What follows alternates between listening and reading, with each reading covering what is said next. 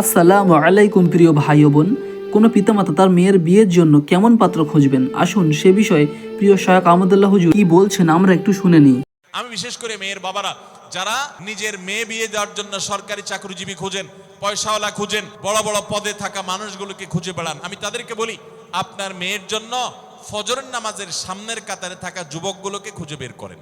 আর মেয়ের বিয়ের জন্য কেন আপনি সবার প্রথম দেখবেন যে ছেলেটি ইমানদার নামাজি ব্যক্তি কিনা, সেটাও শুনে নিন। ভাইরা আমার, যেই ছেলে আল্লাহকে ভয় করে, যেই ছেলের ভিতরে কোরআন এবং হাদিসের কাছে আত্মসমর্পণ করার মতো মানসিকতা আছে, এই ছেলে আর যা হোক তার স্ত্রীকে কখনো কষ্ট দিবে। অতএব দাম্পত্য জীবনের অনেক গুরুত্বপূর্ণ একটা পয়েন্ট হলো এটা যে আপনি তার রূপ লাবণ্য, সামাজিক অবস্থান, সম্পদ, পয়সা কড়ি এগুলো দেখেন বা না দেখেন, প্রধান বিবেচ্য বিষয় হবে তার ধার্মিকতা।